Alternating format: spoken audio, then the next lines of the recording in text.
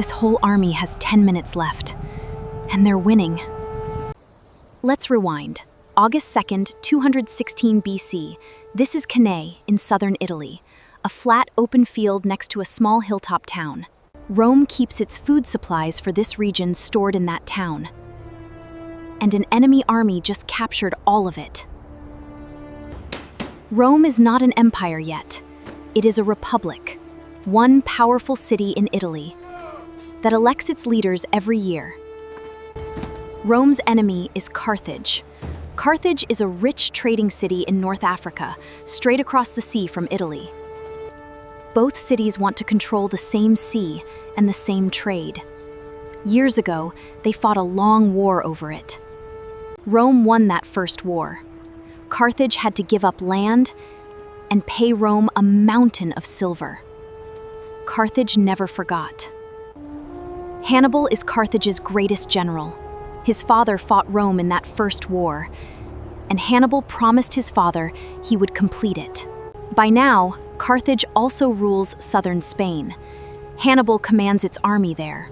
2 years ago, Hannibal marched his army from Spain, over the Alps mountains and into Italy, with war elephants. Yes, real elephants, trained to charge and terrify. Nearly all died in the crossing and the brutal months after. Hannibal kept going. Hannibal has a plan. Rome's city walls are too strong to attack, so he crushes Rome's armies in the open instead. Rome has ally cities all over Italy that send their own soldiers, but every defeat makes those allies start to question Rome. Hannibal's goal is to leave Rome all alone, isolated with no allies, which would force Rome to accept Carthage's peace terms. In 2 years, Hannibal has already destroyed 2 full Roman armies sent to stop him. He has never lost. So Rome gathers the biggest army in its history to end this rivalry for good. That is the army camped behind me. 86,000 Roman soldiers are camped in this one place. Roughly half these soldiers are citizens of Rome itself. The other half come from Rome's allied cities across Italy. If this army dies, Rome loses an entire generation of men in one day. Rome sent both of its consuls here to lead this army. Consuls are the Republic's 2 elected leaders, like 2 presidents. Here's the strange part.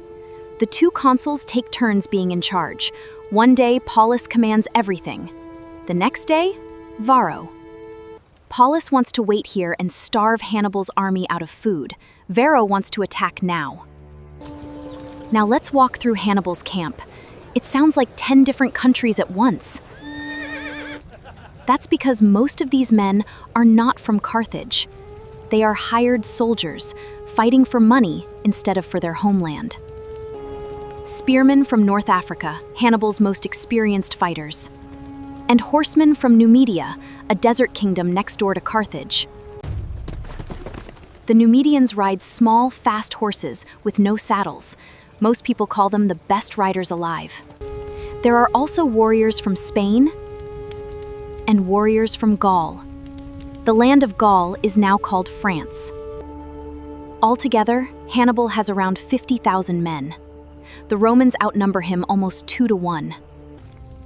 The night before battle, one of Hannibal's officers looks out at the huge Roman camp and gets nervous. Listen to Hannibal's answer. I have never seen an army this large.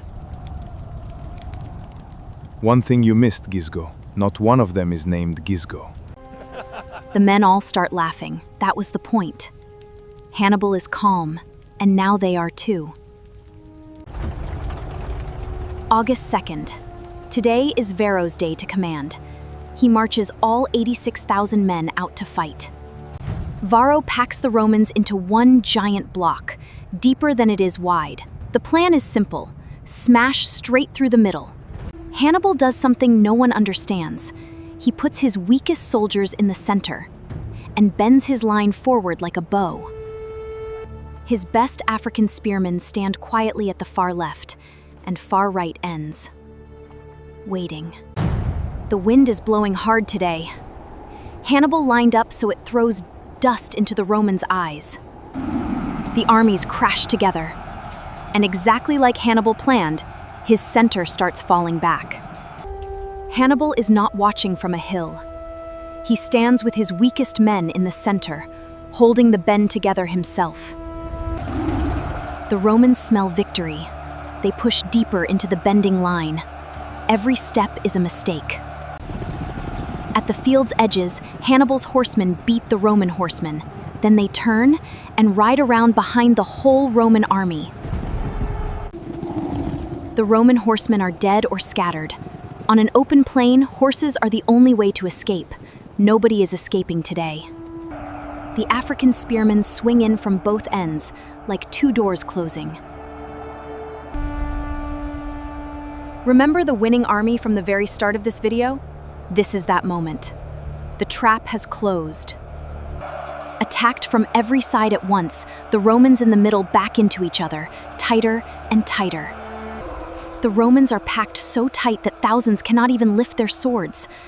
The greatest army Rome ever built cannot move. Only the men on the outer edge can fight. Hannibal's soldiers work inward, ring by ring, for hours.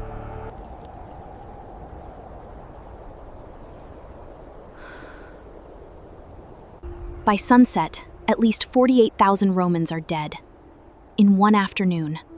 More than Rome has ever lost anywhere. Historians estimate 1 in 5 of all Rome's men of fighting age died on this one field, this one afternoon. Victory is not free. Around 6,000 of Hannibal's men die today, most from that sacrifice center. A fleeing officer offered the consul Paulus his horse. Paulus refused it and died with his men. Varro, the other consul, escapes. Around 14,000 Romans get away in all.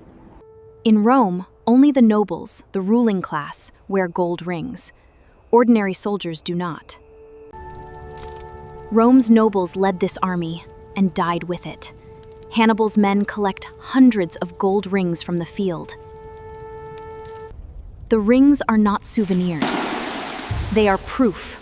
The general's own brother sails home, stands before Carthage's leaders, and pours. Every ring here was worn by a nobleman of Rome. Send our general soldiers, and we win this war. Back at Cannae, Hannibal's cavalry commander wants to attack Rome itself. Listen. Send the horsemen ahead. In 5 days, you will eat dinner inside Rome. I praise your spirit, but I need time to think it over. You know how to win a victory, Hannibal. You do not know how to use one. Maharbal means Hannibal wins battles but wastes them. Attack Rome now, while it is broken, or this victory means nothing. Hannibal never attacks the city of Rome. Historians still argue about that choice, 22 centuries later. In Rome, the news lands like the end of the world. Everyone expects Rome to surrender.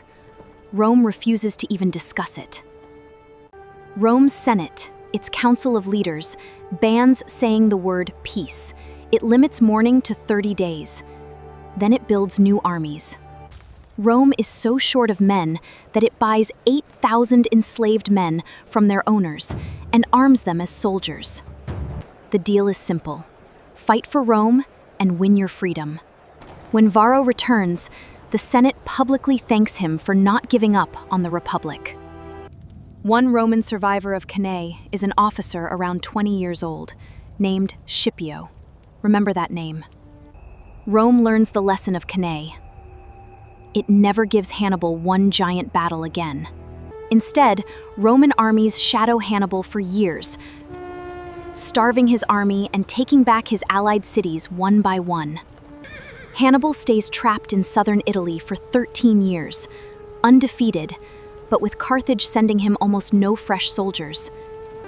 Meanwhile, Scipio grows up at war. He conquers Carthage's lands in Spain, and Rome elects him consul at around 30. Then Scipio flips Hannibal's own playbook. Instead of defending Italy, he invades Africa and threatens Carthage itself. Carthage panics and orders Hannibal home to defend it. After 16 years, he finally leaves Italy, never beaten there. At Zama, near Carthage, the two generals finally meet, and Numidia's famous horsemen have switched sides. They ride for Rome now. Scipio wins by using Hannibal's own kind of trap. Hannibal loses his first and last great battle. Carthage surrenders. Hannibal survives Zama and even tells Carthage to accept the peace. He spends years rebuilding his city as an elected leader, but Rome never stops fearing Hannibal. Roman pressure forces him to flee overseas, working as an advisor to foreign kings. Rome hunts Hannibal for nearly 20 years. Finally cornered in today's Turkey, at around age 64, he takes poison. His last recorded words? "Let us free the Romans from their long fear of one old man's death." The peace terms leave Carthage alive, but powerless. No war fleet, no army abroad, and 50 years of payments to Rome. Carthage pays, and rebuilds, and gets rich again. And that recovery is exactly what terrifies Rome. So 50 years after Zama, Rome picks a final fight, destroys Carthage completely, and leaves only ruins. And this battle, named for this place, Cannae, becomes the most studied battle in military history. Officers still study Hannibal's trap today. 86,000 men marched out this morning, believing today was already won. History remembers what it cost to be certain.